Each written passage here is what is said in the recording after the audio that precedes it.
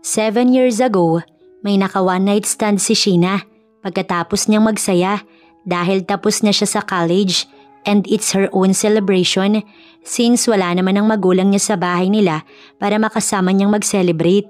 Pero nagbunga iyon at ang lalaking naka one night stand niya hindi naman niya kilala, kaya sino ang magiging ama ng mga bata? Ipinaalam niya sa mga magulang niya ang tungkol dito pero imbis na suportahan, pinalaya siya ng kanyang daddy kaya napilitan siyang mamuhay ng mag-isa at buhayin ng kanyang mga anak dahil hindi niya inaasahan na magiging 3 bata pala ang magiging bunga. Namuhay siya sa isang lugar sa isang probinsya pero nagkaroon ng sakit ang isa sa triplets at kailangan itong maoperahan sa puso kaya kailangan nilang pumunta sa Maynila para gumaling ang anak niya. Ngunit ang taong mag-oopera sa isa sa kanyang anak at doktor nito ay ang mismong ama nito, ang lalaking naka one night stand niya na matagal na rin pala siyang hinahanap. "This is all your fault, Armando. Pinalayas mo yung anak natin, imbis na suportahan natin siya."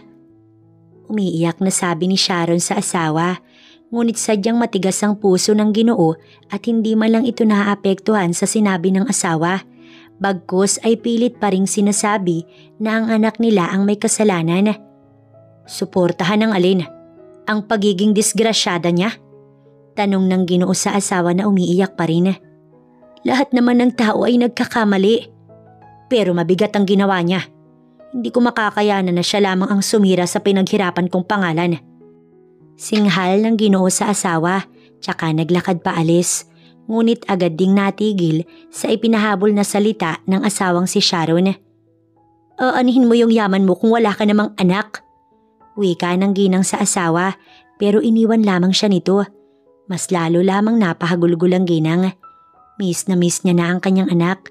Ilang taon niya na rin itong hindi nakakasama. Kamusta na kaya ito? Yun ang labis na nagpapaisip sa kanya. Pati na rin kung paano nito binubuhay ang mga anak. Pero sa tuwing sinusubukan niya itong ipahanap ay hinaharang iyon ng kanyang asawa kaya hindi pa rin niya magawang makasama ang anak maging ang kanyang mga apo. Samantala si Sheena, hawak-hawak ang kamay ng anak niya. Paulit-ulit niya iyong hinahagkan, pinapalakas ang loob ng bata. Sasabak na kasi ito sa operasyon. "Nandito lang si mama, hindi ako aalis." Aniya sa bata at hinaplos ang buhok nito. "Mama, kapag magaling na po ako, makakalaro ko na po ba ulit sila kuya?" Tanong ng batang si Sophia. 6 na taong gulang na ito at sa triplets, ito ang bunso. Ito rin ang mayroong mahinang puso na kailangan ng operahan. "Oo naman, babalik na tayo sa probinsya kay Kuya Ethan at Jude." Napangiti ang bata dahil sa tinura ng ina. Hindi niya alam kung sinong mag-oopera sa anak niya. Pero ipinagdarasal niya na agad na sana magaling ito dahil ayaw niyang mawala ng anak. Kahit na mahirapan pa siya araw-araw para lamang ito ay mairaos, wag lamang silang mawala sa kanya. Maya-maya pa, dinala na sa operating room ang anak niya. Panay ang dasal niya.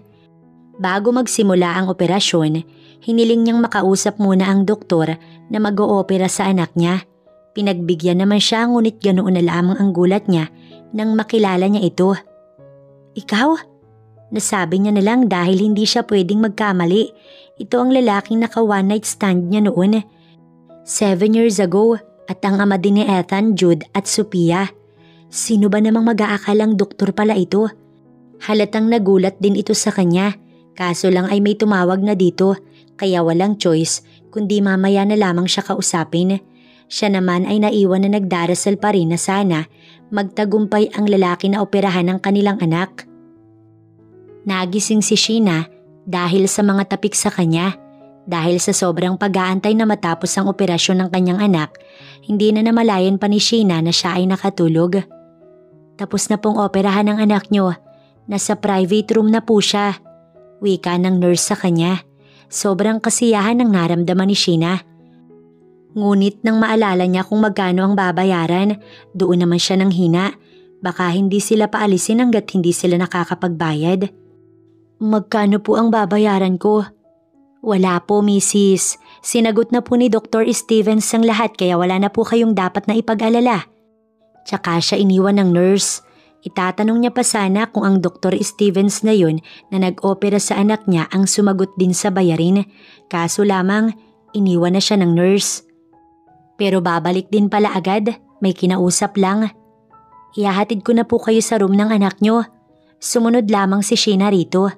Itatanong niya sana sa nurse ang nais niyang malaman. Kaso nga lang ay saktong pasok naman ng doktor na nag-opera sa anak niya. Ikaw ba si Dr. Stevens? Ako nga. Tugon ito sa kanya. Napatingin ito sa bata na lingid sa kaalaman ng lalaki ay anak nito. Hihintayin natin ang paggising niya. Tanging pagtango na lamang ang naging tugon niya sa sinabi ng lalaki. Salamat po sa pagsagot sa lahat. Pasasalamat niya sa lalaki ngunit wala itong ibinigay na tugon. Bagkus ay ibang usapan ang binuksan. Alam kong naaalala mo ko base sa reaksyon mo kanina. Pagkakamali lamang ang nangyari noon, Dok. Aniya sa may diin na boses para sana lubayan na siya ng lalaki. Well, for you, it is. But for me, it's not. Anito sa kanya. Ano bang sinasabi ninyo? Naguguluhan niyang tanong sa lalaki. Ever since na may nangyari sa atin nun, hindi na kita nakalimutan. Gusto kitang hanapin pero hindi ko alam kung paano. At ngayon na nasa harapan na kita, hindi na kita pakakawalan pa. I'm sorry, Doc, pero may asawa na po ako at naiwan lang namin siya sa probinsya. Pagsisinungaling niya. Baka binubola lamang siya nito tapos gusto lang malaman kung anak ba nito ang bata tapos kukunin ang anak sa kanya. May sasabihin pa sana ang lalaki kaso ay may tumawag naman dito kaya napilitan itong lumabas na muna ng silid. Doon naman siya nakahinga ng maluwag. Sa sandaling maayos na ang kanyang anak, aalis na rin sila agad sa hospital na yon at babalik sa probinsya. Sophia anak, magpagaling ka agad ha. Nandito ang daddy mo. Natatakot ako na baka kunin niya kayo sa akin. Pagkausap niya sa anak na natutulog habang hinahalik-halika ng likod ng palad. Habang si Isaac ay kausap sa cellphone ng ina. Panira naman ito ng timing. Sino ba namang mag-aakala na sa hospital niya muling makakatagpo ang babaeng naka one night stand niya noon at siya pa ang nag-opera sa anak nito? O baka anak nila?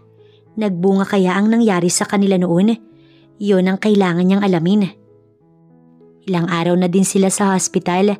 Gustuhin man ni Sheena na umalis na sila sa hospital na yun dahil maayos na ang anak niya ay hindi naman pwede dahil may mga test pa daw na kailangan na gawin. Dahil tulog pa naman ang kanyang anak, iniwan niya na muna ito sa silid para bumili ng makakain ito sa sandaling ito ay magising. Siyempre, yung pwede sa bata ang bibilhin niya. Kakaalis lamang ni Sheena nang dumating si Isaac sa silid ng batang si Sophia. Sumakto pa nang bigla itong nagising. Kayo po ba yung doktor na nag-opera sa akin? Tanong ng bata. Ako nga, sagot naman niya rito. Maraming salamat po, Dok. Napangiti na lamang si Isaac. Ang gaan-gaan ng loob niya sa bata. Pwede ba akong magtanong sa'yo?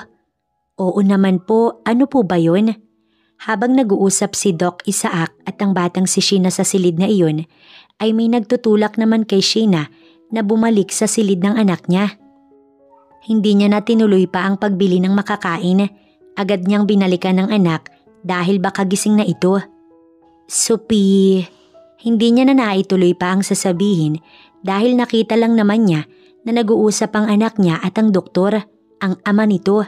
Walang kaalam-alamang bata na ang ama na pala nito ang kanyang kausap.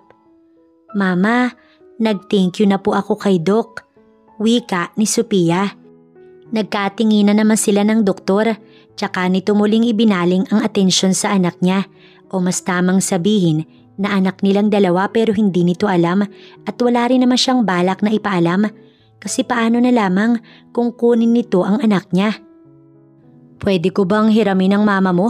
May pag-uusapan lang kami. Tanong ni Doc Isaac sa bata. Opo, mabilis na sagot naman ng bata. Let's talk outside. Wika ng doktor sa kanya kaya walang choice si Sheena kundi ang sumunod dito. Ano pong kailangan nating pag-usapan, Doc? Anak ko ba siya? Anak ko ba ang bata? Walang patumpik-tumpik na tanong nito sa kanya. Hindi alam ni Sheena kung ano ang sasabihin o magiging sagot sa lalaki, kaya dinaan niya na lang muna sa tawa ang lahat. Dok, ano bang sinasabi niyo? Nasabi ko na po sa inyo, di ba? Nasa probinsya po yung ama niya at pagkakamali lang ang nangyari sa atin noon. Buong akala ni Sheena ay mas lalo lamang siyang uulanin ng tanong mula sa doktor, ngunit hindi ganoon ang nangyari. Natawa na lang din ito. I'm sorry. Akala ko kasi kapag nagkita ulit tayong dalaway may pag-asa pa ako.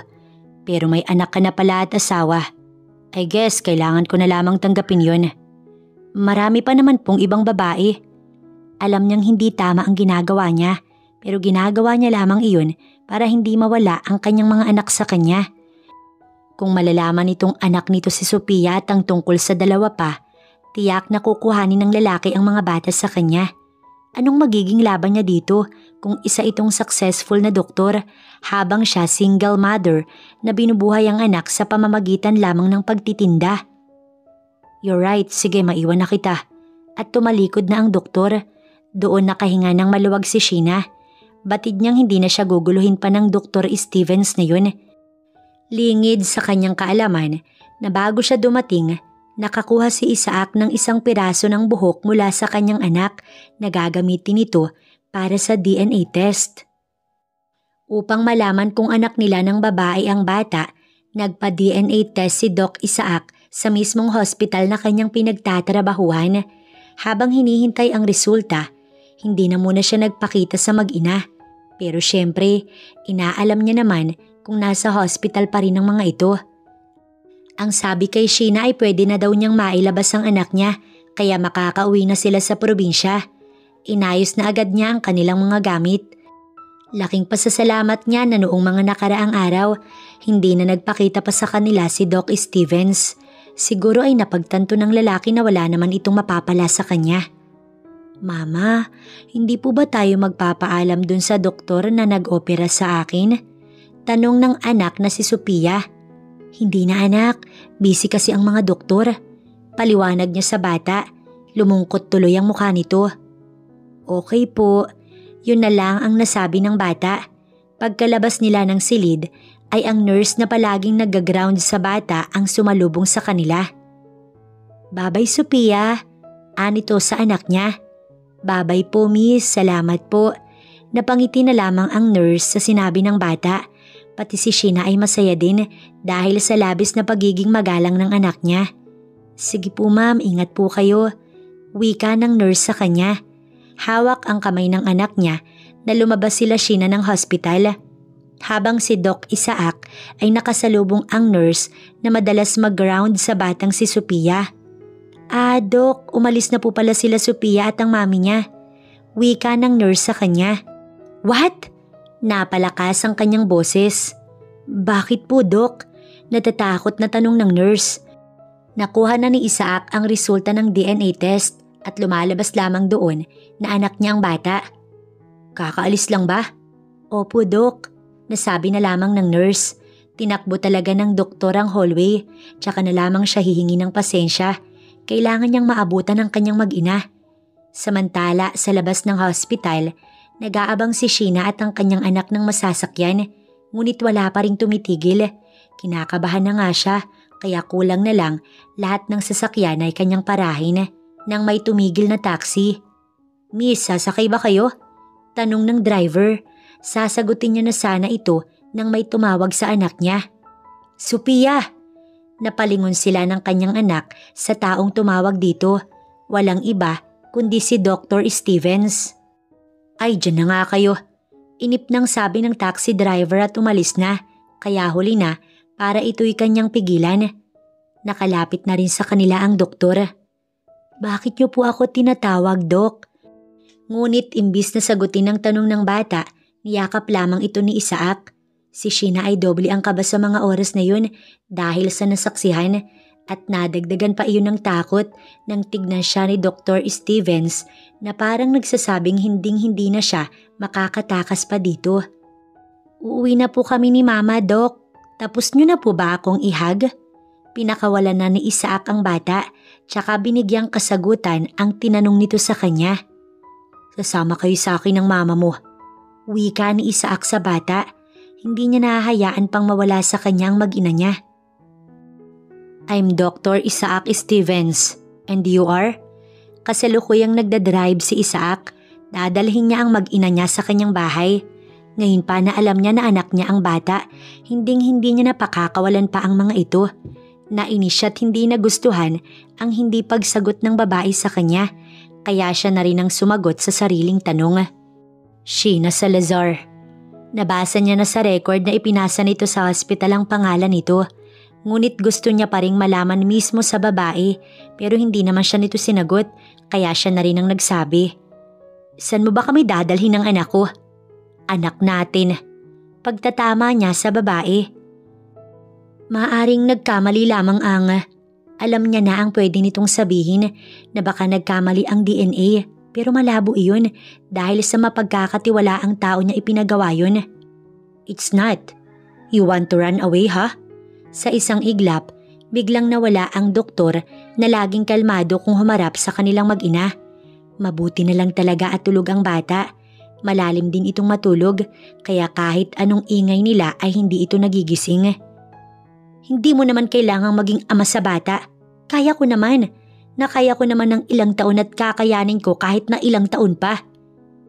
Napilitan lang si Sheena na sumama sa lalaki dahil tinakot siya nito na kapag hindi siya sumama, kukunin nito sa kanya si Sophia at napag-isip-isip niya na baka hindi pa rin pwedeng ibiyahe ang anak niya. Akala niya walang magiging sagot ang doktor sa kanya. Ngunit meron. Sa bagay, doktor nga pala ito kaya malamang ay magaling. Dahil hindi mo pinaalam sa akin na nabuntis kita. Hindi niya napigilan ang sarili na ito ay sagutin. Akala ko pa naman sobrang talino mo, Dok. Paano ko sasabihin sa'yo kung hindi nga kita kilala at mukha mo lang ang tanging naaalala ko at malay ko ba kung ayaw mo pang magkaanak? Aniya sa lalaki na mabilis na natahimik. Sa isang magandang bahay sila dinala ng lalaki. Dito na muna kayo ng anak ko. Binabalaan kita. Sa oras na umalis ka dito kasama ng anak natin, ipahahanap ko kayo. Kukunin ko sa iyo ang bata at hinding-hindi mo na siya makikita. Banta sa kanya ng lalaki. Buhat nito si Sophia. Pansamantala muna siyang iniwan sa may sala para dalhin ang bata sa isa sa mga silid sa bahay na iyon. Mabilis din namang nakababa ang lalaki. Manang Lourdes? Bigla na lamang may tinawag si Isaac. Ewan niya ba't parang natatakot na ata siya sa lalaki at hindi niya na magawang makapagsalita pa. Bakit po, sir? Natatarantang sabi ng matandang katulong. Pakibigay ang lahat ng hihingi niya. Pakiasikaso siya at ang anak namin kapag nagising na ito. Tila ba nabingi ang matandang katulong? May anak na kayo, sir? Mamaya na ako magpapaliwanag, Manang. May trabaho pa ako sa hospital. Mamaya ay maaga akong uuwi. At basta na lamang itong umalis. Ngunit agad ding bumalik dahil may nakalimutan palang sabihin sa kanya. Dapat pagbalik ko nandito pa rin kayo. Or else. Sa takot ni Sheena ay napatango na lamang siya na ikinangiti naman ng lalaki. Naroon lamang siya sa silid kung saan dinala ni Isaac ang kanilang anak na si Sophia. Pinagmamasdan itong matulog. Miss na miss niya na ang dalawa pa nitong kapatid at natitiyak niyang miss na rin ni na Ethan at Jude ang bunso nitong kapatid. Kung hindi nga lang sila napigilan ni Isaac kanina, sana ay nakauwi na sila sa probinsya. Hinaplos ni Sheena ang mukha ng anak niya. Abala siya sa pag-iisip kung kamusta na ang dalawa pa niyang anak nang mag-ring ang kanyang cellphone. Hello? Mama? Boses pa lang, kilalang kilala niya na kung sino. Walang iba kundi ang panganay niyang si Ethan. Hello anak? Pilit niyang siniglahan ng boses kahit na may kinakaharap siyang problema. Hindi niya naman pwedeng sabihin sa bata na nakuha siya ng ama nito, maging ang kapatid nitong si Sophia. Mama, bakit ang tagal po ninyo ni Bunso? Miss na po siya ng mga kalaro namin, pati po ni Jude. Wika ng anak niya. Anak, nagpapagaling pa kasi si Bunso. Mabuti na lang talaga't napalaki niya ang mga anak na magaling umintindi. Okay po. Nasabi na lamang nito. Maya-maya pa, may ibang boses naman na nagsalita. Mama! Si Jude naman ang nagsalita. Ang pangalawa ko. Nangungulila niyang sabi, "Mama, pwede po ba naming makausap si Bunso? Miss na po namin ni Kuya ang prinsesa namin. Pwede po ba?" Tinignan niya muna ang anak na natutulog bago sagutin ang tanong ng anak na kausap sa cellphone. "Tulog pa kasi ang kapatid niyo." "Okay po, sabihin niyo po love na love namin siya ha." Napangiti na lamang siya sa sinabi ng anak. "Oo, at love na love din naman kayo ni Bunso." Wala nang sumagot sa kanya. "Sheena?" "Ate Lea." Nasabi niya na lamang, ito ang kasalukuyang nag-aalaga sa kanyang dalawang anak. "Kamusta na si Sophia? Okay na ba?" "Maayos na siya ate. Yun nga lang ay hindi ka pa makakauwi." "Aba ay kung kailangan pang magpagaling ng bata ayos lang naman. Naiintindihan ko. Ako na ang bahala sa anak mo, wag ka nang mag-alala." Para kay Sheena ay napakaswerte niya dahil may kapitbahay pa siyang tulad ni Leia. Nang ipakiusap niya kung pwede bang iwan niya na muna roon ang dalawang anak, pumayag ito pati na rin ang asawa. Malaki naman ang tiwala niya sa dalawa dahil matagal niya na silang kilala. Simula nang mapadpad siya doon sa probinsya ng mga ito. "Salamat talaga Ate Lea ha." "Ano ka ba? Wala yun. Sige, papatayin ko na tong tawag ha. Paubos na kasi yung load ko." "Sige ate." At natapos na ang kanilang usapan. Habang sa kabilang banda, hindi maiwasang mapangiti ni Isaac habang nagpapaalam sa ninong niya na kung pwede ay maaga siyang umuwi. "Inaanak, huwag mo sanang mamasamain. Pero nakagamit ka ba?" Naitanong nito sa kanya.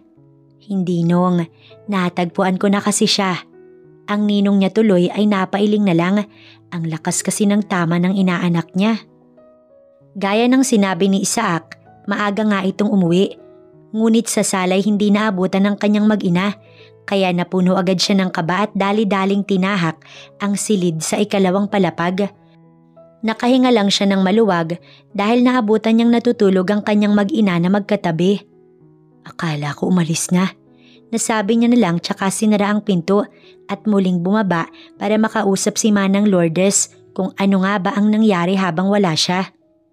Kanina po ay kumain sila ng tanghalian, nagmerienda din tapos natulog po. Pagre-report ni Manang Lourdes. Sir, paano nga po kayo nagkaanak sa kanya?" Buong akala ng matandang katulong ay matinong sagot ang makukuha niya sa amo, ngunit hindi, kundi may pamimiloso pong sagot ang nakuha niya rito. "Binuntis ko po." Napakamot na lang tuloy sa ulo ang matanda matapos itong iwan ng kanyang amo. Bumalik naman si Isaac sa silid kung saan nandoon ang kanyang mag-ina. Napakaganda talaga ng babae, kaya siguro hindi niya ito makalimutan. Manang-mana dito ang kanilang anak. Nagising si Sheena dahil sa panaginip niya ay may lalaking pinagmamasdan siya at ang panaginip niyang iyon ay nagkatotoo. Dahil nang magmulat siya ng mata, nakita lang naman niya na pinagmamasdan siya ni Isaac. Madali tuloy siyang napabangon. "Kanina ka pa ba dyan?" "Long enough para marinig ko yung hilik mo." Bigla tuloy siyang nahiya rito. "Nagbibiro lang ako, hindi ka naman humihilik." At muli nitong binaling ang tingin sa anak nila. Ang mga mata ng lalaki, makikitaan ng labis na saya at parang hindi pa rin makapaniwala na may anak na ito. "I wish nakita ko ang paglaki niya. Hay, kung alam lang nito kung gaano kahirap magpalaki ng triplets. Sa bagay ang alam pa lang nitong anak ay si Sophia at hindi pa alam ang tungkol kila Ethan at Jude." "Ano bang balak mo sa amin?" Tanong niya kay Isaac. Sasagutin na sana nito ang tanong niya, kaso lamang nagising ang anak nila. "Hello po Doc, salamat po sa pagpapatira niyo po sa amin dito saglit habang nagpapagaling pa rin po ako." Anito kay Isaac, isang nakakatakot tuloy na tingin ang binigay ng lalaki sa kanya. Siguro ay hindi nito nagustuhan ang sinabi ng kanilang anak. Sino ba namang matutuwa kung Doc pa rin ang tawag sa'yo ng anak mo't hindi pa rin Papa o Daddy? "Hindi pa ba sinasabi sa'yo ng mami mo?" Tanong ni Isaac sa batang si Sophia. "Ang alin po?" Kunot noong tanong ng bata. "Isaac please, ako na lang ang..." Pero hindi na kaya pa ni Isaac na hintayin kung kailan masasabi ni Sheena ang dapat na malaman ng anak nila. Kaya siya na ang nagsabi. I'm your father. Ako ang papa mo. Kaya nandito kayo ng mama mo. Napapikit na lang tuloy si Sheena. Mama, ano pong sinasabi niya? Anak, dito ka muna ha, mag-uusap lang kami. Tsaka niya nilapitan si Isaac at hinawakan ng kamay nito sabay hila palabas ng silid. Hindi niya na alam kung saan siya kumuha ng tapang pero naiinis kasi siya dahil binigla nito ang kanilang anak. Now you're mad at me? Kung kanina habang wala ako'y sinabi mo na agad sa kanya. Hindi sana ako ang nagsabi. Panunumbat sa kanya ng lalaki. Hindi na tuloy napigilan ni Sheena ang magtaray rito. Wala ka bang common sense? Bata pa siya kaya hindi pa madali sa kanila na intindihin ang mga bagay-bagay. Sana naman, hinayaan mo ko na ako yung magpaliwanag ng dahan-dahan sa kanya. At napaiwas siya ng tingin kay Isaac, ngunit muli nitong pinagtama ang kanilang tingin sa pamamagitan ng paghawak sa kanyang baba. I'm sorry, okay? At least now, alam niya nang ako ang papa niya at hindi na mahihirapan pa. Hayaan mo kung kausapin siya. Anito at pumasok ulit sa silid. Sumunod naman siya. Kayo po talaga ang papa ko? Hindi makapaniwalang tanong ni Sophia sa lalaking ang alam niya lang ay ito ang nag-opera sa kanya pero ito rin pala ang kanyang papa. Ang galing-galing naman ng papa niya. Sinave nito ang buhay niya. Kaya pala magaan din ang loob niya rito. Yes, I am at simula ngayon dito na kayo titira ng mama mo. Napaisip ang bata kung doon sila titira ng mama niya. Dapat ang mga kuya niya rin dahil hindi naman fair kung siya lang ang makakasama ng papa nila. Kami lang po. Bakit, may gusto ka pa bang ibang isama? Malambing na tanong ni Isaac sa bata. Napatampal naman si Sheena sa kanyang noo. Malalaman na nito. Malalaman na ni Isaac na hindi lang isa kundi 3 ang kanilang anak. Oo naman po. Sino? Patitirahin natin dito. Ngiting sagot ni Isaac sa bata. Ang mga kuya ko po. Mga kuya? Kunot noong tanong ni Isaac. Mga pinsan mo? Umiling ang bata. Then who? Neighbors? Muli ay tanong nito sa bata. Papa naman eh. Sa unang beses, tinawag na siya ng bata na papa. Pero ang mga sumunod nitong sasabihin ay lubos niya palang ikagugulat. Mga kuya ko po kasi po ako ang bunso. Triplets po kami kaya 3 po kaming anak nyo. Paliwanag ng bata sa ama na akala mo, tinuturuan ito. Hindi agad nakapagsalita si Isaac sa labis na pagkagulat.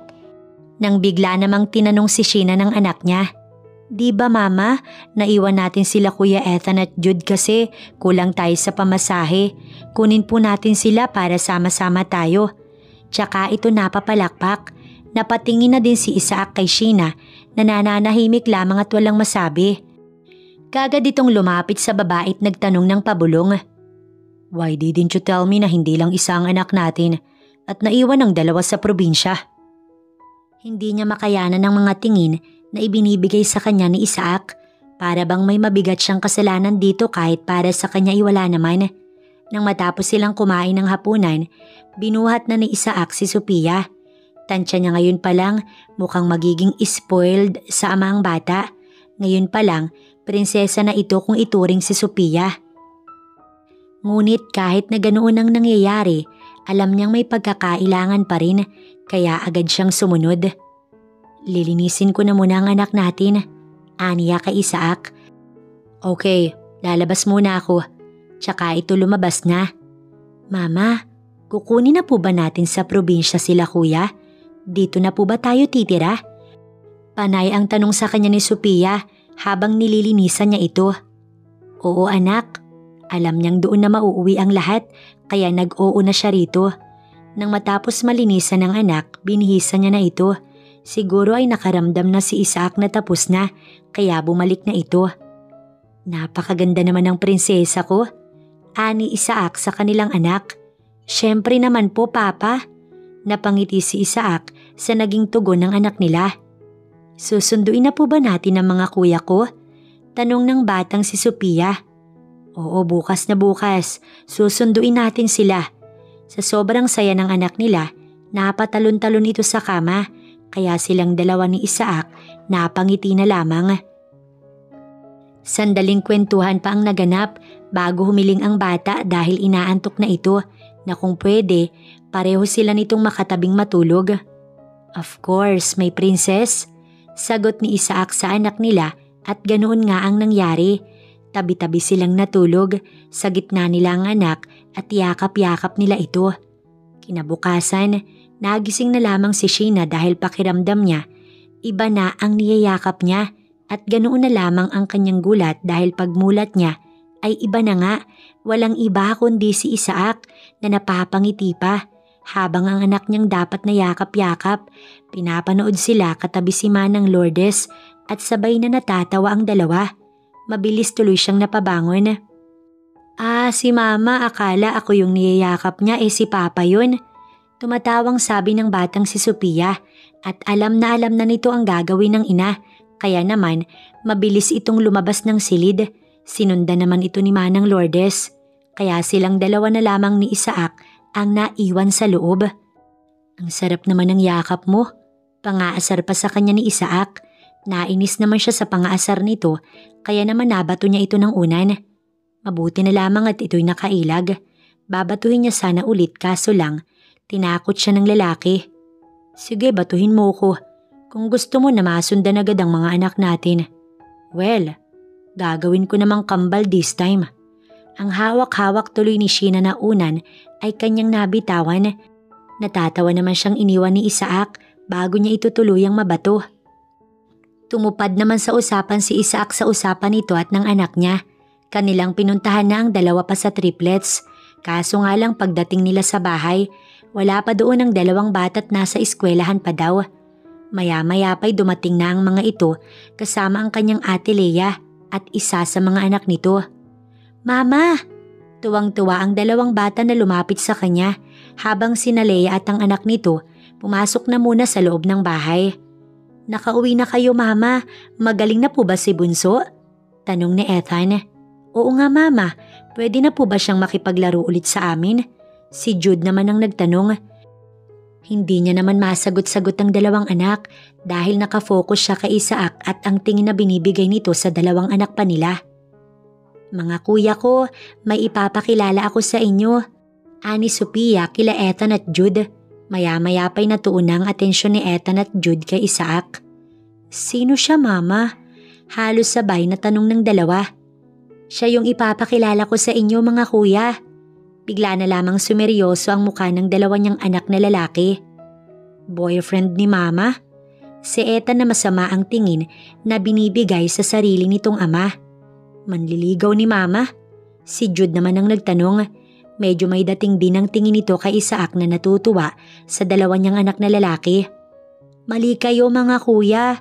Natatawang sagot ni Sophia sa dalawa nitong kuya. Sino nga kasi siya? Tanong na ng dalawa na napapakamot na sa batok. Siya ang papa natin. Kaya ganoon na lamang ang gulat ng dalawa, lalo na nang pumantay sa mga ito si Isaac. Pwede ko ba kayong mayakap? Akala ni Isaac. Didedmahin siya ng dalawang anak, ngunit nagkamali siya dahil sabay siyang niyakap ng mga ito. Sumali na rin sa yakapan ng batang si Sophia. Si Sheena ay hindi maiwasang mapaluha dahil sa kanyang mag-aama. Mama, sali ka. Si Sophia na bumitaw muna pero patuloy lang ang pagpatak ng kanyang mga luha. Mama, sali ka kasi. Si Ethan na ang nagsalita pero hindi pa rin niya magawang sumali. Kaya si Jude, hinigit na siya para masali sa mga ito. Happy family na kami. Natutuwang sabi ng batang si Sophia nang biglang may dumaan na bata. Sophia, okay ka na? Bakas ang kasiyahan sa boses nito. Ngunit nang madako ang tingin kay Isaac, muli itong nagtanong. Sino yung kasama nyo? Tinignan ng bata ang ama. Siya ang papa namin nila kuya. Buong akala ni Sheena, makakatikim ng panunukso ang anak niya at hindi ito paniniwalaan ng kalaro, ngunit hindi ganoon ang nangyari. Ang gwapo naman ng papa nyo. Napangiti ang batang si Sophia at buong pagmamalaking sinabing, Oo, tsaka doktor ang papa namin. Mas lalo tuloy humanga ang batang napadaan habang si Isaac naman inulan ng tanong mula kila Ethan at Jude. Natatawa na lamang si Sheena Dahil nakisali pa si Sophia, hindi tuloy alam ng lalaki kung sino ang uunahin. Tinatlo ba naman agad eh. Maraming salamat po sa inyo, Ate Lea. Ang laki rin ang naitulong niyo sa amin, lalo na sa akin noong bago pa lang ako dito. Buong pasasalamat ni Sheena sa kanyang kapitbahay. Ano ka ba naman, Sheena? Wala yun.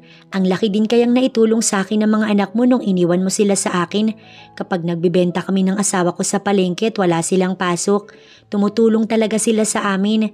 Kaya ayun, laging ubos dahil natutuwa ang mga mamimili sa mga anak mo. Pagkukwento ng kanyang Ate Lea. Sabi ko nga ay hindi na nila kailangang tumulong dahil ang pagtulong namin sa inyo ay wala namang hinihinging kapalit. Ngunit sadyang mapilit at ayaw paawat. Dagdag pa nito, napangiti na lang tuloy siya. Ang swerte niya talaga sa mga anak niya. Maya-maya pa, binunot ni Isaac ang wallet nito sa bulsa at kumuha doon ng ilang lilibuhin na kanyang inabot sa kapitbahay nila Sheena. Hindi naman ito kailangan, Dok. Nahihiyang wika ni Lea. Tulong ko yan para sa business nyo. Wika ni Isaac. Napatingin si Lea sa asawa at bigla ding nagsalita si Ethan. Thank you. Thank you po sa inyo, Tita Lea, kasi ang bait-bait nyo po sa amin. Promise po babalik kami dito at dadalawin namin kayo. Unti-unti tuloy naluha si Lea.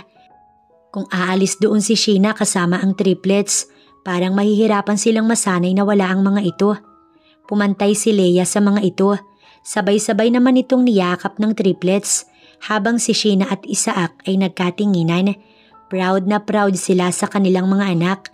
Nagawa na rin nilang sumaglit kanina sa katabing bahay para sa mahalagang gamit tulad ng mga photo album at kung ano-ano pa na dadalhin nila sa kanilang pag-alis. Naluluhang kumaway sa triplets ang mag-asawang sina Lea habang ang triplets naman kumaway din sa mga ito. Papa, malaki po ba yung bahay nyo? Nasa biyahe na sila sa mga oras na yon nang magtanong si Ethan. Oo kuya, ang laki-laki. Papa, bakit ngayon lang po kayo? Si Jude naman ang nagtanong. Natahimik tuloy ang lahat. Jude, anong gusto mong ulam mamaya? Pag-iiba ni Sheena sa usapan. Kasi may inaasikaso lang si Papa. Pero hindi na tayo magkakahiwa-hiwalay pa. Ang naging sagot ni Isaac sa anak niya. Tanging pagtango lang ang nagawa ni Jude. Ang tagal naman po ng inasikaso ninyo, Papa. Natawa na lamang sila ni Isaac sa sinabi ng bata. Papa, last question na po. Ano yun, anak? Pakakasalan niyo po ba yung mama namin para mag-asawa na po kayo? Kasi po yung mga kaklase namin ganoon para happy family na po talaga.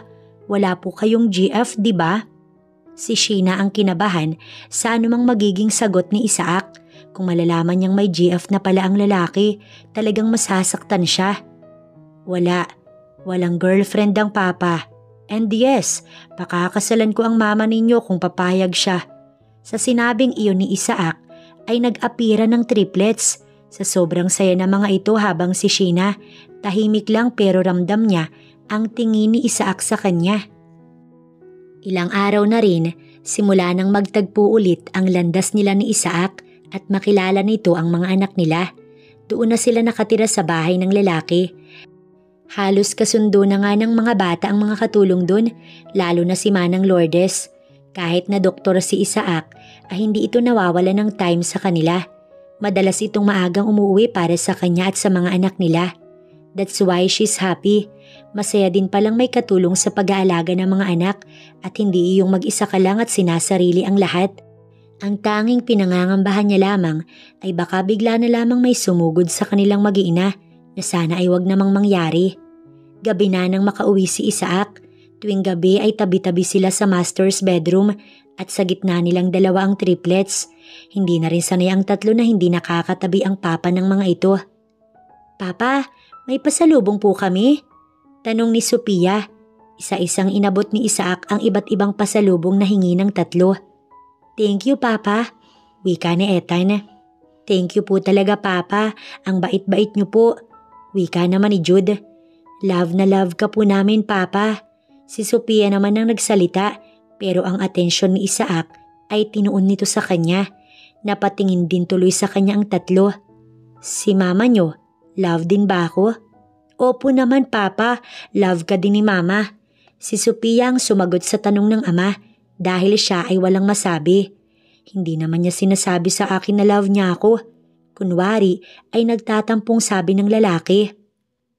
Mama, sabihin niyo na po love niyo rin si papa, diba?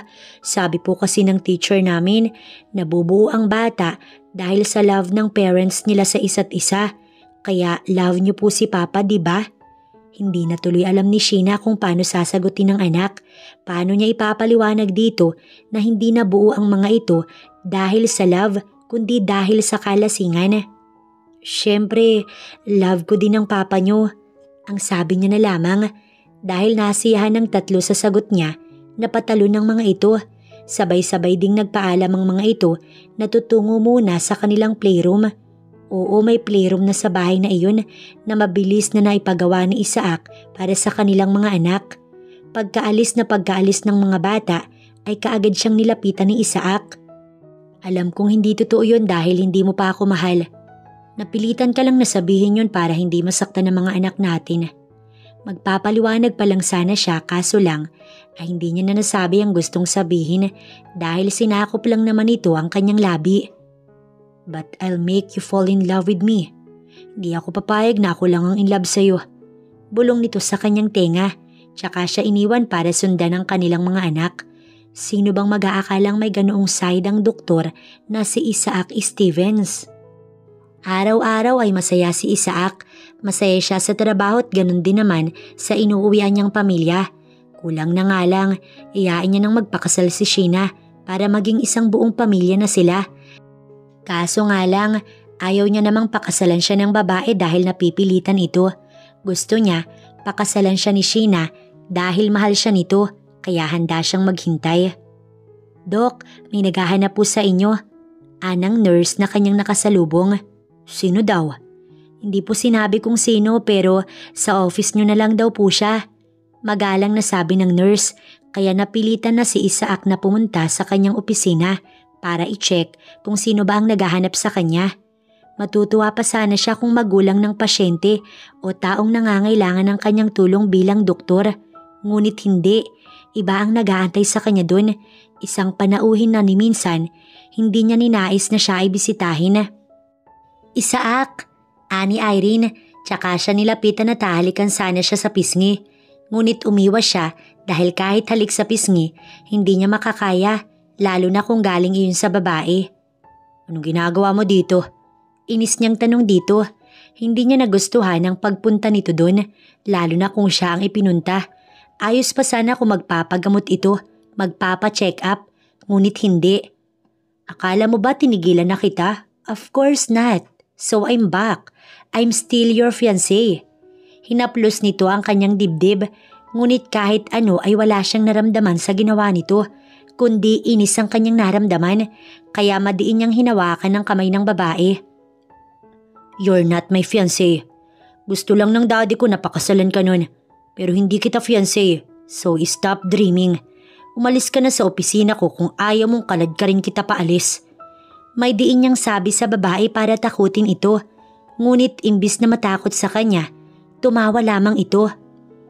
Tinatakot mo ko ha? Well, hindi ako natatakot. Ngayon pa, na tinalikuran ko na yung pagmumodelo ko para makasal tayo. Magpakasal ka na sa akin. Malambing pang sabi ng babae. Hindi ako magpapakasal sa'yo. Ikaw ayaw mo, pero ang mga magulang mo lalo na ang daddy mo, kanino ka gustong makasal? The hell I care about my dad. Tsaka niya inis na naitulak ang babae dahil lahagkan sana nito ang kanyang labi. Umalis ka na. Sigaw niya sa babaeng napangiti na lang. Mas lalo kang nagiging hot sa paningin ko kapag nagagalit ka. Pero okay, aalis na ako. But always remember, ako ang kailangan mong pakasalan at wala nang iba. At tuluyan na itong umalis.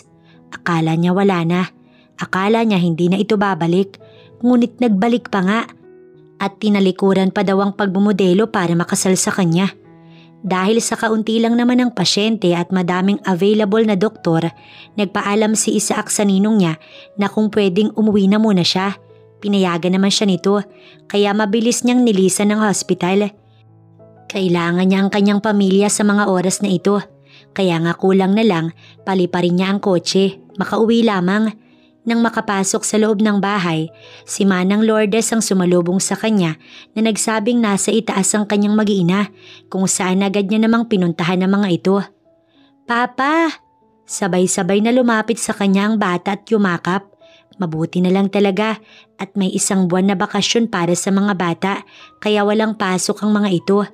Inaayos na rin ni Sheena ang papel para sa bagong eskwelahan na papasukan ng mga ito. "Papa, may problema po ba?" Naitanong ni Sophia sa ama dahil napansin niyang tahimik ang kanyang papa. Hindi siya sanay na ganoon ito. "Wala anak, pagod lang siguro si papa." "Sige po, ikikis na lang kita." Napangiti na lang si Isaac nang hagkan siya sa pisngi ng kanyang anak. "Sige, balik na kayo sa paglalaro niyo." Aniya sa mga ito at sumunod naman agad ang triplets. Abala naman siya sa pag-iisip ng kung ano-ano nang bumalik si Sheena sa loob ng silid. May kinuha kasi ito sa kabilang silid. "Ang aga mo atang umuwi ngayon." Takang sabi ng babaeng mahal niya. Imbis na bigyang tugon ng sinabi nito, nilapitan lamang ni Isaac ang babae at mahigpit itong niyakap. "Isaac, may problema ba?" Gaya ng bunso nilang anak, yun na rin ang naging tanong sa kanya ni Sheena. Pinakawalan niya rin agad ang babae mula sa kanyang pagkakayakap, tsaka niya hinaplos ang mukha nito. Mabuti na lang talaga at abala sa paglalaro ang mga bata kaya hindi naman sila napapansin. "Promise me, okay?" "Na ano ba?" Litong-lito si Sheena sa mga oras na yun. Hindi niya alam kung ano ba ang sinasabi sa kanya ni Isaac. "Just promise me na hindi mo ko iiwan. Na hindi niyo ko iiwan." Kulang na lang, magmakaawa siya sa babae ng mga oras na iyon. "Ano ba kasing problema? Sabihin mo sa akin at baka matulungan kita. Tsaka bakit ko naman iiwan ng lalaking ama ng mga anak ko? At mahal ko, di ba?" Pagod na si Sheena na itago at ikaila ang nararamdaman, kaya inamin niya na iyon sa lalaki. "Mahal mo na ako?" Parang nabingi ang lalaki kanina, kaya tinanong iyon para malaman kung tama ba ang narinig. Bilang tugon, tumango lamang si Sheena, kaya hindi napigilan pa ni Isaac na hagkan ng labi ng babaeng mahal. "I love you too. No, I love you more. Kayo na mga bata. Kayo na ang buhay ko. Hindi ko kaya kung mawawala kayo sa akin at iiwan niyo ko." Hindi alam ni Sheena kung ano bang problema ng lalaki, kaya ganoon na lamang itong magsalita. Pero nangangako siya na kahit ano pa yun, hindi niya ito iiwan at mananatili siya sa tabi nito. Magaling mang utos si Isaac, kaya nakumbinsi nito ang triplets. Nahihiwalay na sila agad ng silid dahil malalaki na daw ang mga ito para magkaroon na ng kapatid ang 3. Agad namang pumayag ang triplets, ngunit ang pinakapayag talaga ay si Sophia. Nakulang na nga lang, ipagtulakan na siya na lumabas ng silid. Kaya heto siya ngayon, kasama si Isaac sa iisang silid. Hindi makapaniwala na kanina, nagawa niya na ring aminin ang kanyang feelings sa lalaki. Nasabi niya na rito na mahal niya na ito. Nakaupo siya sa kama habang si Isaac naliligo. "Bakit hindi ka pa natutulog?" Tanong sa kanya ng lalaki. Nagpupunas ito ng buhok. Gamit nito ang isang puting tuwalya at pinapatuyo ang basa nitong buhok. Siya naman kasi nakapag-blower na ng buhok kaya tuyo na iyon. "Hindi ako inaantok." Sagot naman ni Sheena. Hindi niya magawang tignan ng lalaki. Ramdam niya kasi ang tingin nito sa kanya at parang doon pa lang, parang siya'y matutunaw. Namalaya na lamang niya na nasa harapan niya na si Isaac. May damit ito pero hindi niya maiwasan ng mailang. Bukang mali ata na humiwalay pa sila ng silid. Tara, matulog na tayo." Sabi niya na lang at hihiga na sana nang pigilan siya ng lalaki. "I don't want to sleep, love." Musika sa kanyang pandinig ang naging endearment ni Isaac sa kanya. Ngunit nagdulot din iyon ng kilabot sa kanya dahil sa naiisip niyang pwedeng mangyari. "Anong gusto mong gawin?" Mukhang mali pa ata ang tinanong niya dahil bigla na lamang siyang sinunggaban ng lalaki. Inibabawan siya nito dahil napahiga na siya sa kama. "I think pwede nang sundan ng triplets, total malalaki naman ang mga anak natin." Anito habang nakatabi sa kanya. "Sa tingin ko hindi pa kasi..." Hindi niya natuloy ang sasabihin nang muli siya nitong halikan hanggang sa ang halik na iyon lumalim ng lumalim at nauwi na sa isang pagniniig. Kung dati, nabuo ang triplets dahil pareho silang lasing, ngayon naman hindi na sila lasing at mahal na nila ang isa't isa. Napangiti na lang si Isaac habang pinagmamasdan si Sheena na ayun at nakatulog. Mukhang pinagod niya na ito. Gusto niya lang naman na makasigurado na hindi na nga siya nito iiwan at sa tingin niya mas makakasigurado siya kung muli niya itong mabubuntis. Inayos niya ang takas na buhok nito. "You're so beautiful." Gusto niya sanang angkinin ito ulit dahil naaakit siya, pero tulog na ang babae at mali kung gagawin niya yun kahit pa sabihin na mahal nila ang isa't isa. Kaya nagbihis na siya at binihisa niya rin si Sheena. Niyakap niya ang asawa at natulog na rin. Kinabukasan, nagising si Sheena na masakit ang pagitan ng kanyang mga hita, ngunit hindi niya maiwasang mapangiti. Hindi na sila lasing nang mangyari sa kanilang dalawa ang bagay na yun, kaya naman memorable ito. Naiintindihan niyang wala na sa kanyang tabi ang asawa dahil meron pa itong trabaho. Matapos magbihis at masiguradong ayos na ang sarili, bumaba na siya para i-check ang kanyang mga anak. Naabutan niyang naglalaro na ang mga ito. Bago kasi umalis si Isaac, napakain na nito ang mga anak nila. Siya naman ay hindi na ginising pa dahil nga napagod siya sa ginawa nila. "Good morning po, Mama." Sabay-sabay na bati ng tatlo. Si Sophia ang may mas pinakamalaking ngiti sa labi. Babatiin niya sana pabalik ang mga anak, kaso lamang may panauhin naman na bigla na lamang dumating. Isang masamang tingin ang pinukol nito sa kanya at sa triplets. "Sino ka at ang mga batang yan? Anong ginagawa niyo dito sa bahay ng anak ko?"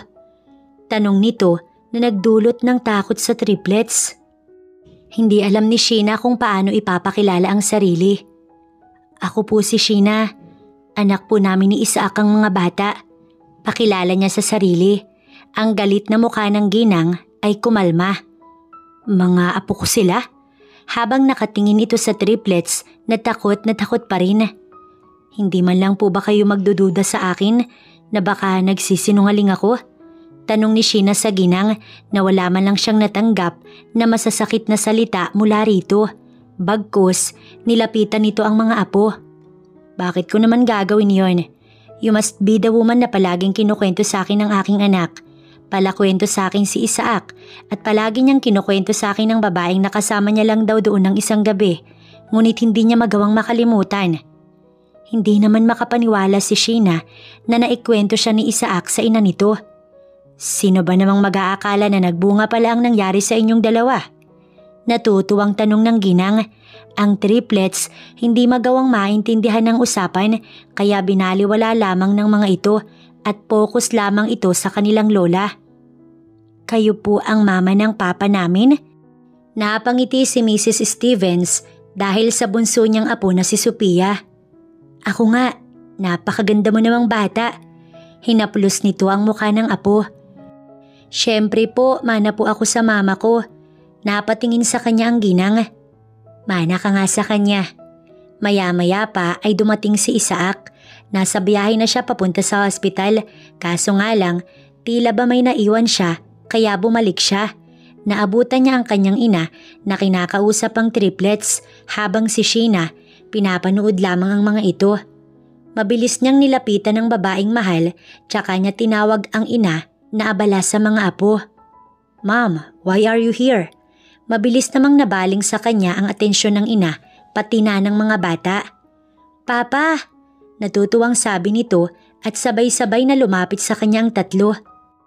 "Gusto lang kitang bisitahin pero hindi ko naman inakala na sila ang maaabutan ko. Sabi ng ninong mo madalas ka na daw sa bahay mo kaya naisipan kong ang puntahan ka.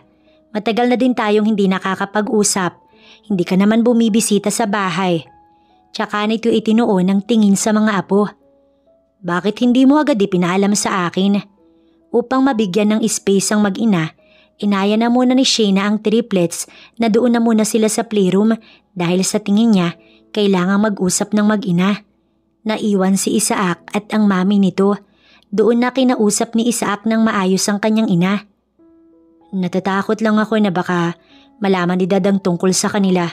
Ma'am, na si Irene ang gusto niya para sa akin. Ani Isaac sa kanyang ina. Pero pareho tayong ayaw kay Irene. At kung para sa kasiyahan mo, handa akong ipaglaban iyon sa daddy mo. Gusto kong maging masaya ka, anak. Sa sobrang kasiyahang nadarama dahil sa pagiging full support ng mami niya, nayakap niya ito. Nakaalis na sa bahay ni Isaac ang kanyang mami.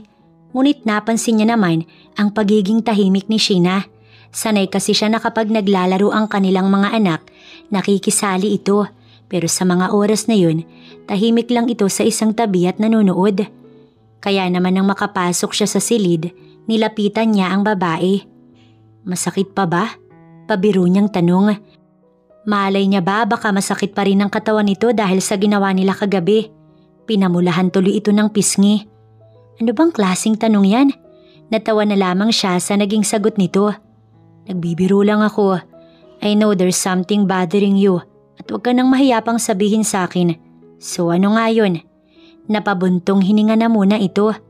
Kanina talaga, natakot ako sa mami mo.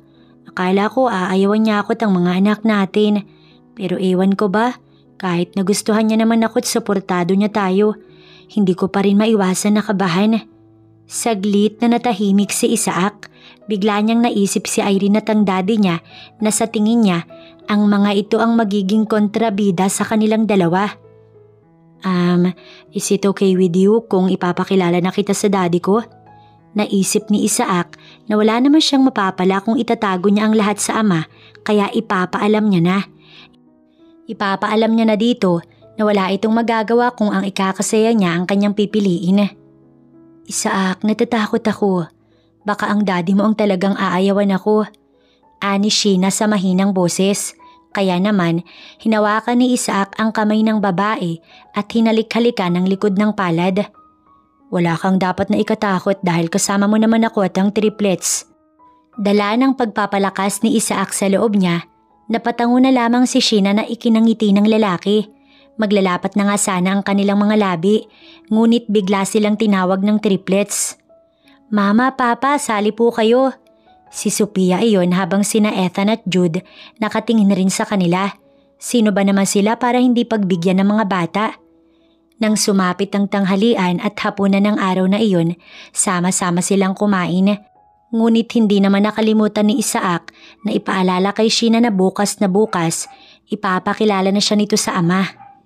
Kinabukasan, naghanda ang buong pamilya para sa kanilang pagpunta sa bahay ng mga magulang ni Isaac.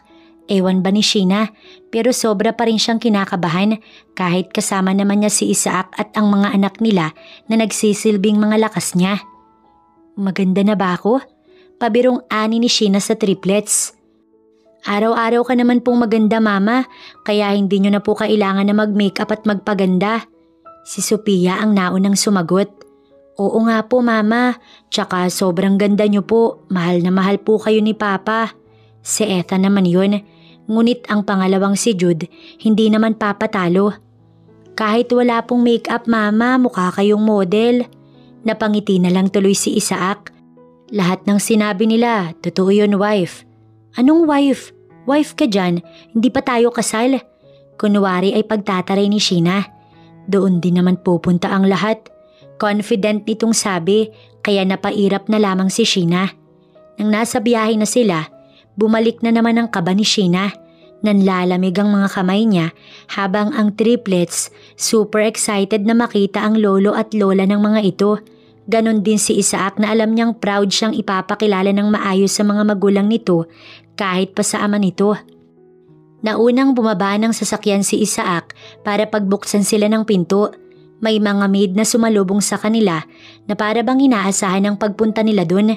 Sa bagay, may usapan nga pala si Isaac at ang ina nito na nabanggit na rin ng lalaki sa kanya.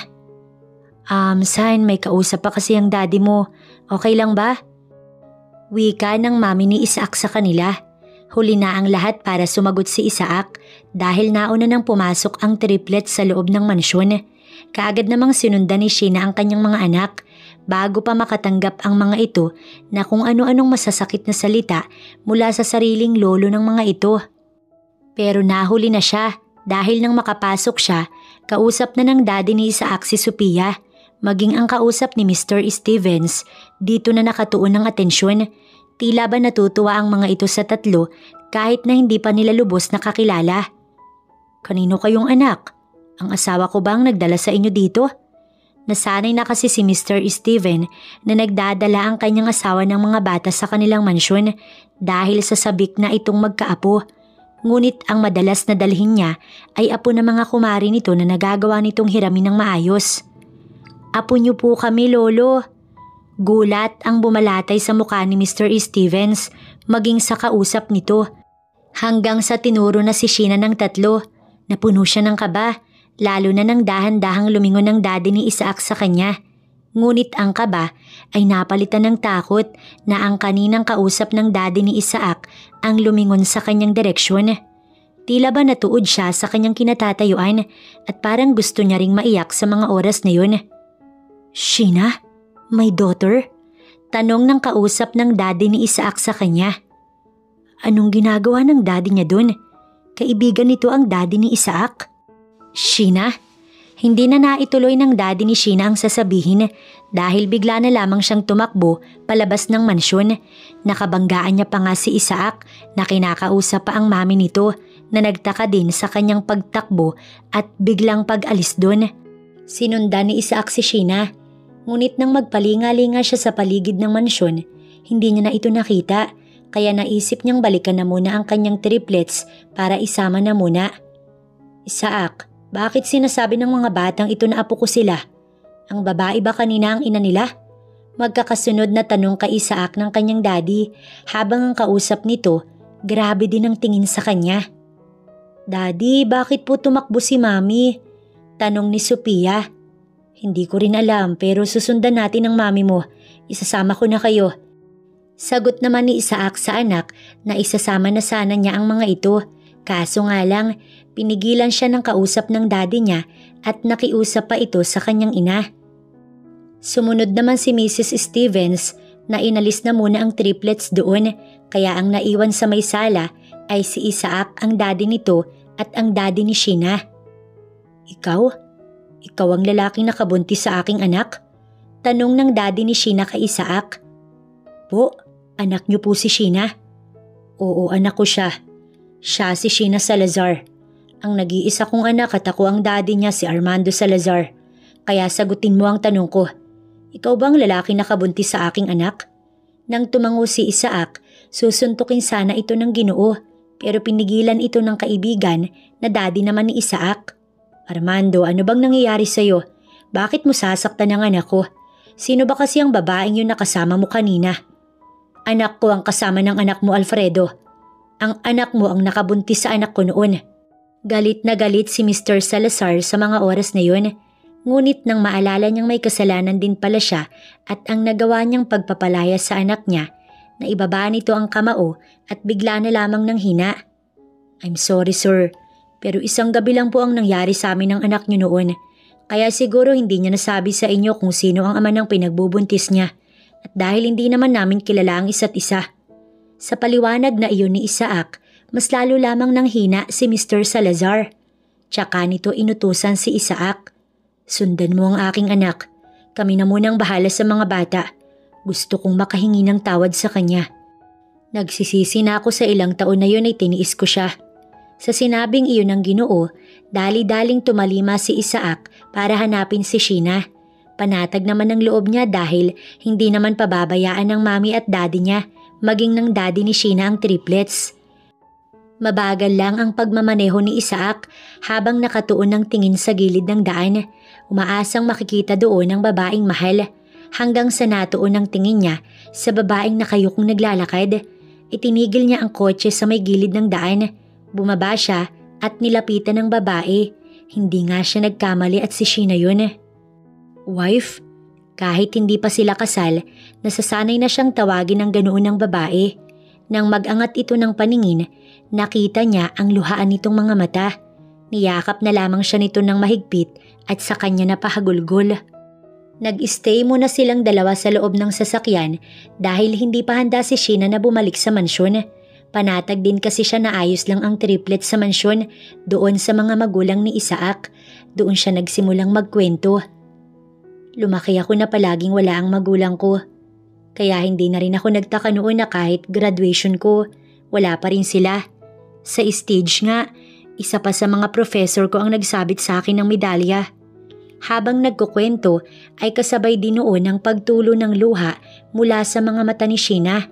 Parang ang gusto na ni Isaac na patigilin ito sa ginagawa para hindi niya na ito makita pang umiiyak. Nasasaktan siya sa nakikitang pag-iyak ng babaeng mahal. Kaya noong gabing yun, nagpunta ako sa bar. It's my own celebration para sa sarili ko. Kaso napasobra, kaya naisuko ko yung sarili ko sa'yo. Gwapo mo kasi, tapos ang sarap mong kausap. Para bang ang tagal-tagal na nating magkakilala. Kaya ang mga pangalan natin, hindi natin na itanong sa isa't isa. I never thought na magbubunga ang isang gabing yun. Sinabi ko kay daddy at mami na buntis ako pero hindi ko kilala ang ama.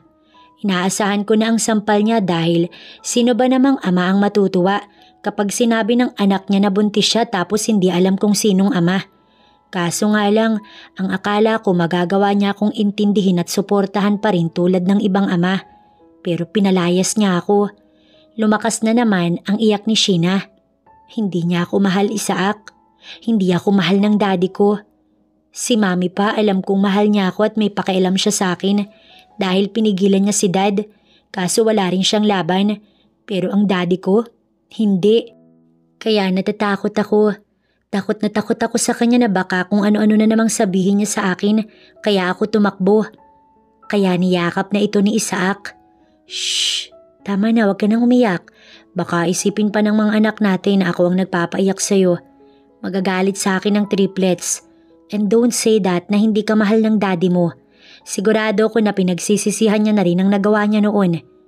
Walang naging tugon si Sheena. Hanggang sa tinuyo na nito ang luha at nagyaya ng sundin ang kanilang mga anak.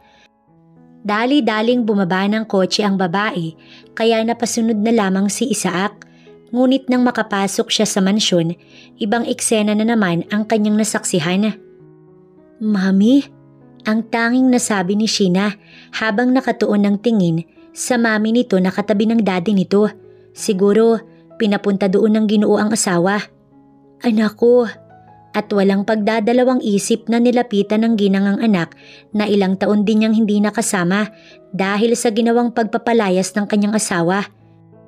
Pwede din ba kitang mayakap, anak? Tanong ng daddy ni Sheena sa kanya. Nang hindi siya sumagot, niyakap na lamang siya ng ama. Hindi naman gumanti ng yakap si Sheena. May sama pa rin siya ng loob, ngunit naniniwala siya na mawawala din naman yun. Nasabi na sa akin ng daddy mo na kasama mo yung mga anak mo. Nasaan ang mga apo ko? Wika ng ginang. Mama! Mabilis na nabaling ang tingin nito sa tatlong bata na pababa ng hagdan kung saan kasunod ng mga ito ang ina ni Isaac. 3 agad ang mga apo ko? Triplets? Hindi makapaniwalang tanong ng kanyang mami. Tanging pagtango na lamang ang naging tugon niya hanggang sa naramdaman niya na lamang ang yakap ng 3. Mama, bakit po kayo umalis kanina? Sorry po, bigla kaming pumasok. Paghingi ng paumanhin ni Sophia, napangiti na lamang si Sheena tsaka nito hinaplos ang mukha ng anak niya. Hindi na ulit aalis ng ganoon si mama.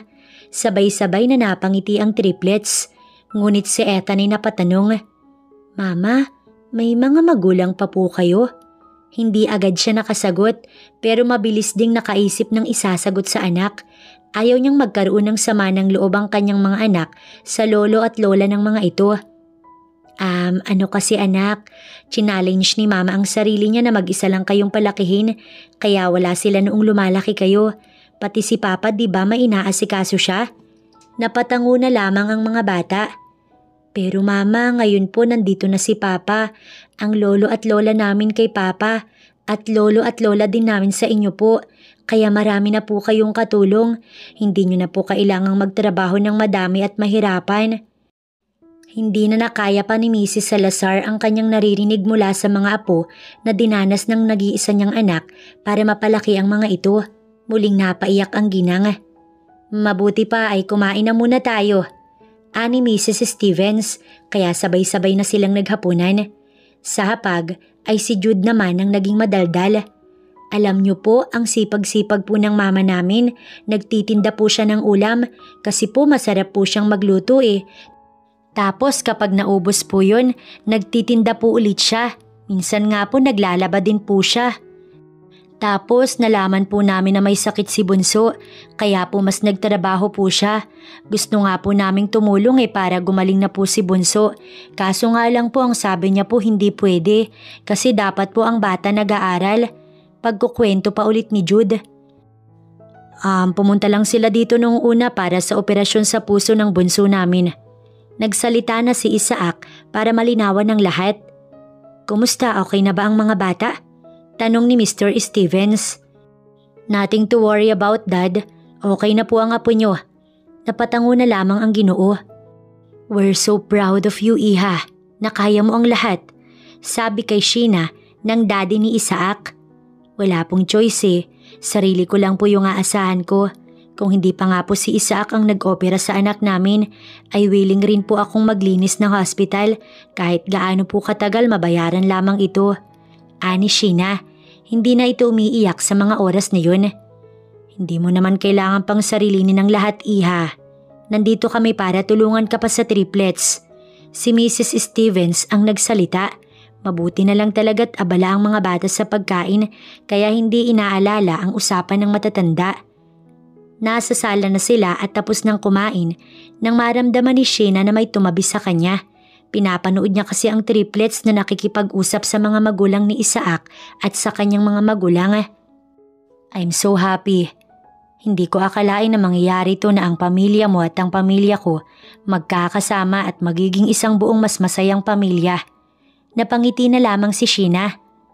About your dad. I-open na sana ni Isaac ang tungkol sa daddy niya nang putulin niya ito. Magkakaayos din kami ng daddy ko. Hindi man ngayon pero alam kong mangyayari din yun. Ang mahalaga maayos na ang lahat. Nagpatuloy ang magandang samahan ng pamilyang Salazar at Stevens. Gaya na lamang ngayon na nagdi-dinner na naman ang dalawang pamilya ng sama-sama. Alam din kasi ng mga ito na nasisiyahan doon ng triplets sa tuwing sila ay sama-sama. Dahil eka nga nila, the more, the merrier. Pero dapat na rin talagang asahan na sa tuwing mayroong masayang salo-salo, mayroon ding taong bigla na lamang nang gugulo. Mabuti na lang talaga't patapos na silang kumain ng mga oras na yun dahil bigla na lamang dumating si Irene. Mga apo, sumama na muna kayo sa akin. May ibibigay lang si Lola. Ani Mrs. Stevens sa mga triplets na agad namang sumunod sa kanilang mahal na lola. Habang siya si Isaac, ang mga magulang niya at ang daddy ni Isaac naiwan sa may hapag. Napatayo sila dahil kay Irene. Bakit naman nagsasaya kayo nang wala ako? Tito, sino ang babaeng to at sila? Magkakasunod silang itinuro ni Irene. Siya ang kanyang mami at daddy. Sino naman itong babaeng to? Naging tanong na lang ni Sheena sa kanyang isipan. Nasa na yung usapan natin, Tito? You told me na sa akin pa rin ikakasal si Isaac. Kaya ako umuwi at nagbitaw sa aking pagiging modelo para sa anak nyo. Tapos ganito ang maaabutan ko? May inayos lang ako ng ilang araw kaya hindi ako nakapunta tapos ganito na? Galit na tanong ni Irene tsaka siya masamang tinignan. And you, alam mo bang akin si Isaac? Akala siguro nito'y mananahimik lang siya't hindi papatol. Talaga? Bakit walang pangalan mo na nakatatak sa katawan niya? Aniya, kaya mas lalong nag-init ang ulo ng babae. Bago pa may muling lumabas na masamang salita sa bibig nito, nagsalita na si Mr. Stevens. Irene, Iha, nakausap ko na ang mga magulang mo't hindi na matutuloy ang kasal. Napagtanto ko na ang pagkakamali ko. Ayokong ipakasal ang aking anak sa babaeng hindi naman niya mahal. Sa inis ni Irene dahil sa narinig ay napasigaw na ito. Sinigawan na nito ang daddy ni Isaac. Ang parents ko lang naman ang nakausap niyo't hindi ako. Pero siya ay napuno na rin sa babae. Mabilis niyang nahawakan ng kutsilyong panghiwa ng steak at itinapat sa leeg ng babae. Alam mong babae ka? Kanina pa ako pikang-pika sa'yo no? Pinagbibigyan lang kita magsalita dahil sayang naman ang pinunta mo dito at ang outfit mo. Pero nakakainis ka na. Sheena anak, ibaba mo yan. Saway sa kanya ng kanyang mami.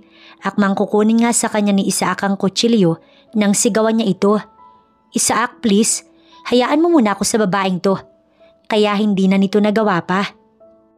Ngayon magkakaroon tayo ng maayos na usapan. Alam mo maganda ka eh. Mukha rin namang matalino. At gaya na rin ng sabi mo, modelo ka. Kaya marami pang lalaki na pwede at babagay sa'yo. Pero wag mong angkinin at agawin ng akin. Aniya sa babae na wala talagang takot kahit na may kutsilyo na nakatapat sa leeg nito. Hindi pa naman kayo kasala. Wika ni Irene kaya napatango siya. Sa bagay tama ka naman dyan. Pero alam mo kasi may mga anak na kami at 6 na taong gulang na sila. Triplets pa. Nagawa ng sumigaw ni Sheena para maintindihan ng babae ang kanyang sinasabi. Ngayon mamili ka. Aalis ka dito ng matiwasay o ooperahan kita sa paraang gusto ko. Si Isaac at ang mga magulang nila ay natatakot na din sa pwede niyang gawin sa mga oras na yun. Saglit lang niyang inilayo sa babae ang kutsilyo pero paglingon niya, nagulat na lamang siya nang nagtatakbo ito paalis. Bakit po tumakbo? Inosenteng tanong niya sa mga magulang nila ni Isaac. Ang daddy ni Isaac ang naglakas loob na sumagot. Siguro'y natakot lamang sa iyo, iha. Hindi niya binigyang tugon ng sinabi ng Ginoo, bagkus ibinaling ang atensyon kay Isaac. Alam kong doktor ka, pero sa sandaling patulan mo o magpatukso ka sa babaeng yun o sa sino mang babae, ako naman ang mag-oopera sa'yo. At alam mo na rin siguro ang pwede kong tanggalin, no? Sa takot ni Isaac, napatango na lamang ito. Mabuti na yung nagkakaintindihan at binaba na muli sa may pinggan ng kutsilyo. Iniwan sa may dining ang kanya mga magulang at ang daddy ni Isaac, maging si Isaac na halatang takot pa din dahil hindi man lang magawang gumalaw. Ngayon sana alam mo na, pangaasar pa dito ng kanyang daddy. Nabalitaan na lang nila na bumalik na si Irene sa ibang bansa pati nga raw sa pagmumodelo.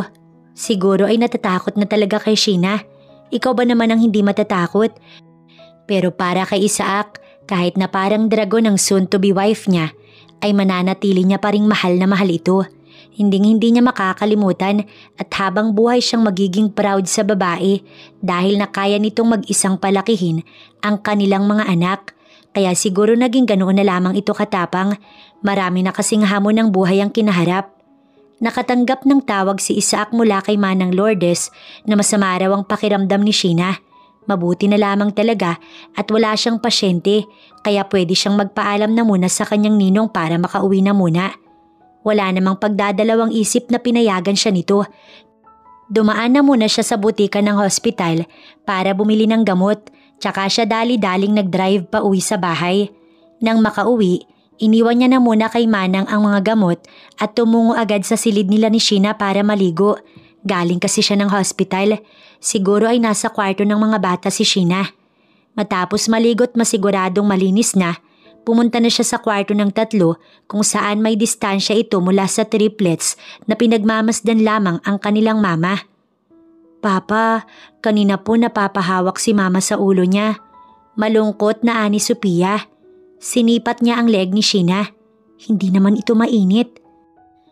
Kanina masakit ang ulo ko kaya nagsabi ako kay Manang, pero ayos naman na ako kaya wala ka nang dapat na ipag-alala pa. Sabi sa kanya ng asawa. Huwag kayong mag-alala, ako nang bahala sa mama nyo. Ani Isaac sa triplets. Napangiti si Jude, ito talaga ang maraming kalokohan. Wow, ang galing, libre si mama sa doktor.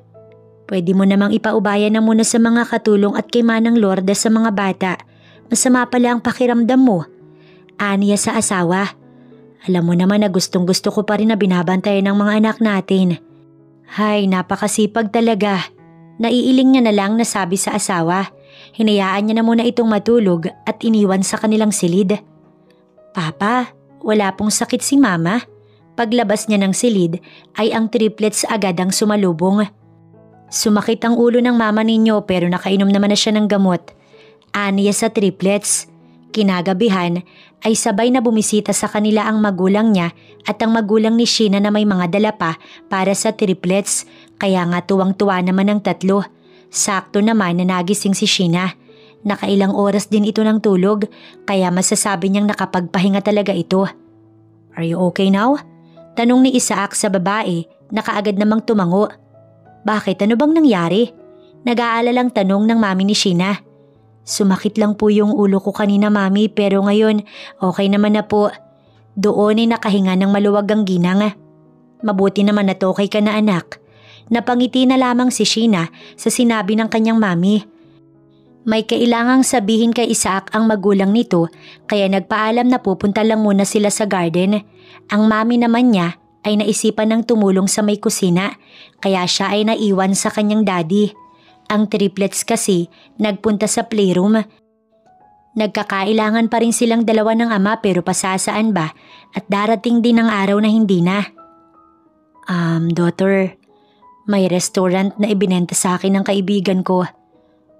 Gusto ko lang ibigay sa iyo yon dahil alam ko na sa pagluluto talaga ang passion mo. Napatingin siya sa kanyang daddy, hindi siya makapaniwala. Patawarin mo ko sa lahat. Hindi kita nagawang suportahan dahil gusto ko sana'y maging kasing galing kita sa larangan ng negosyo. Unti-unting naluha si Sheena tsaka dali-daling lumapit sa daddy niya upang yumakap dito. I'm sorry dad, I'm sorry po. Aniya rito. Hinaplos ng daddy niya ang buhok niya. Wala kang dapat na ihingi ng tawad sa akin. Ako nga ang dapat na humingi ng tawad sa iyo. I'm so sorry my daughter kung nahirapan ka dahil kay daddy. Nanatiling nakayakap si Sheena sa ama hanggang sa nakabalik na ang mami niya pati na rin si Isaac at ang magulang nito. Dad, napatingin ang daddy niya kay Isaac na nakikidaddy na rin. Tutal, ayos naman na po kayo, ayos na ang lahat. Pakakasalan ko na po ang anak nyo. Buong tapang nasabi nito sa kanyang daddy. Gusto na nga lang niyang matawa dahil ang daddy niya sobrang seryoso ang tingin dito. Bakit? Buntis na naman ba? Hindi pa naman po, pero gusto ko na po siyang pakasalan para soon. Kung makakabuo na ulit ay kasal na kami. Napatango si Mr. Salazar. Mabuti naman at naisip mo yan dahil pag nabuntis mo na naman ang anak ko nang walang asawa, baka makapatay na ako ng doktor. Napalunok na lang si Isaac. Kaya nga po. Una ay mismong si Sheena ang nananakot sa kanya. Ngayon ay ang daddy naman ito. Nakarinig na lang tuloy siya ng tawa mula sa mga magulang nila maging sa babaeng mahal niya. Pero masaya siya.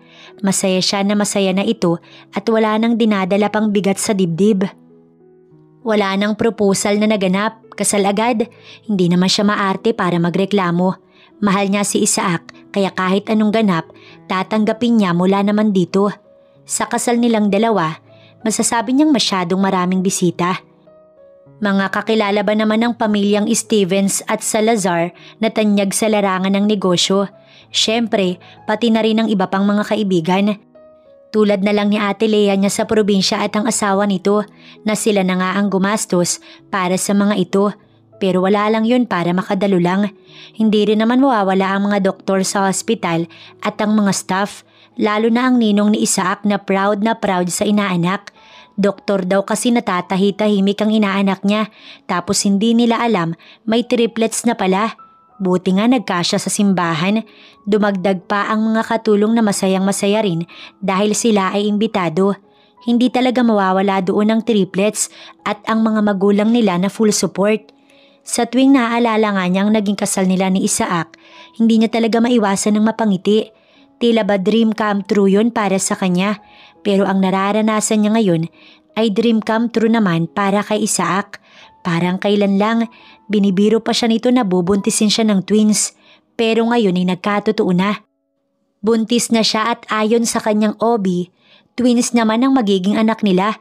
Kaya nga walang pagsidla ng saya ng kanyang pamilya, lalo na ng asawa niya na kulang na lang, wag nang pumasok sa hospital at manatili na lamang sa tabi niya. Guess what?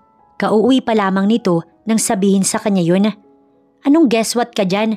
Hindi naman ako manghuhula kaya wag mo na akong i-guess what. Natawa na lamang si Isaac sa naging reaksyon niya. Ang buntis ko talagang asawa, ang taray-taray. Ano ba kasi yun?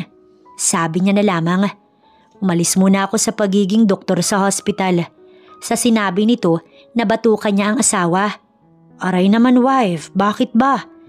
Ngayon kahit tawagin siya nitong wife ay ayos na dahil mag-asawa naman na talaga sila. Bakit mo naman ginawa yun? Ganito kasi yun wife, okay?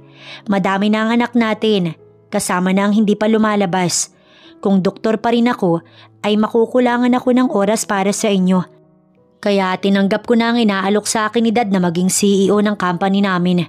Doon kahit mag-work from home pa ako ay ayos lang sa kanya. Sa sinabi ng asawa na talaga namang nakaka-touch, unti-unting naluha si Sheena. Hey wife, huwag kang umiyak.